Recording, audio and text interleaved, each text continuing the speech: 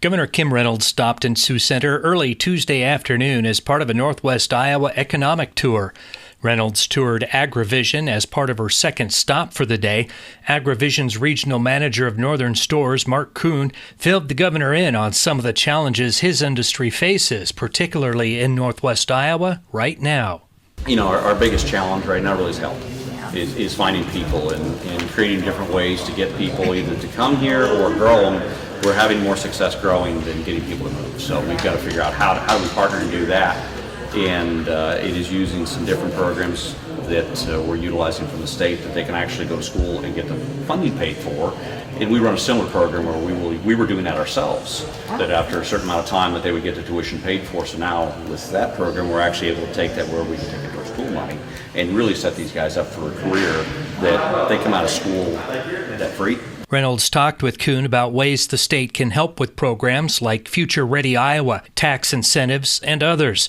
Kuhn told the governor that housing creates such a big challenge, the company's thinking outside the box in an effort to entice new workers to the area. You know, housing is a challenge. Yeah, we're doing that too. Okay, because there's not a lot of houses for sale here, and we're toying to the point where we may have to invest in housing for employees to get started. I'm not kidding. That is what that's what we're looking for. The governor assured Kuhn that she and her administration are working at addressing many of the issues that the company is facing.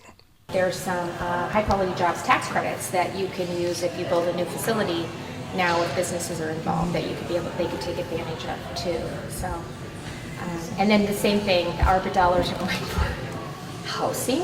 So awesome. The legislature increased the amount of funding for several of the programs that we have, and then we'll take. I think I'm allotting $50 million of the ARPA money that we have to add on to what the legislature was able to do with housing. So I mean, we just got to to just get in there and figure it out, and then let us know what we're missing. We have more flexibility with the ARPA funding, so we can use that. So with lumber being as high as it is, that was eating into some of the break-even money, and so we thought we could use that for some of the gap funding for that. So we're just trying to be creative.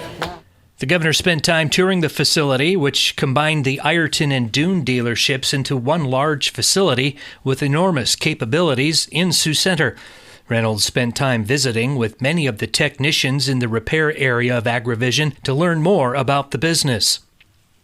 After touring the facility, company and city officials gathered for a group photo with the governor under the sign along Highway 75.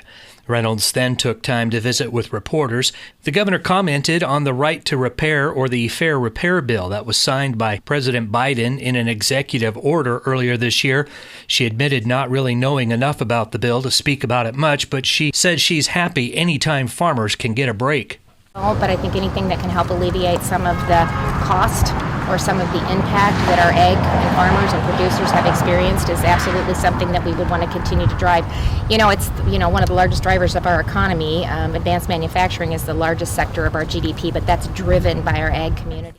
When asked about the federal infrastructure bill that passed the Senate that morning, the governor thinks it was well-intentioned, but says an extra $1 trillion for infrastructure nationwide concerns her.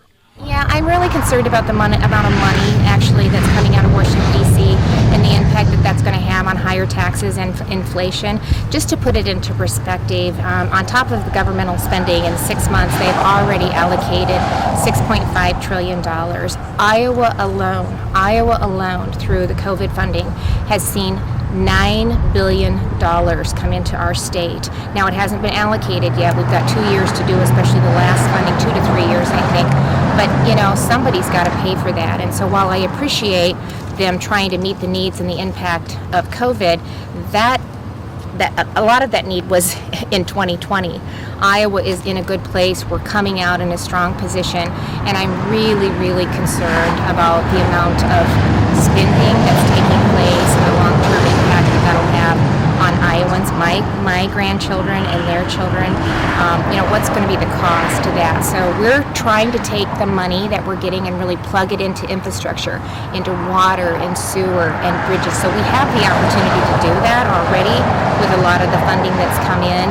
So I'm just concerned that this is another layer, and I don't even know truly how we can spend the additional $1.5 billion that we just got, and that's just the state billion together on top of it. So we're just a little bit more frugal than that here in Iowa. Governor Reynolds also mentioned that she stopped at the new Sioux Center High School building before coming to AgriVision. When asked about it, her excitement was evident. Yeah, I was so impressed, and I can't wait to get the Director Ann Lebo with the Department of Education up here. It is exactly what our kids need. It is transforming the way what education looks like today. It looked like a college. It looked like the Innovation Center at Iowa State, the new Innovation Center that they just put in place. I mean, it mirrored some of the same things that I saw there when I had the opportunity to go. And what a great opportunity for our kids to really pair them up. The career and technical piece of it, it was phenomenal. I loved everything about it, and it was really designed to grow, and the partnerships that took place to make it happen. It really, really, really says a lot about the people in this community, the businesses in this community, the nonprofits in this community, your school board, your teachers that are committed to the young kids. And I think if I was from this area, I would be very excited, because really the more you can expose our young kids to the opportunities, the phenomenal careers that are right here in this county, you're going to keep them here. And that's going to support the schools in the future. That's going to support your main streets. It's going to support everything that you do here. Reynolds also made stops in Cherokee, Sheldon, and Sibley on Tuesday. Reporting for Sioux County Radio News, I'm Mark Buss.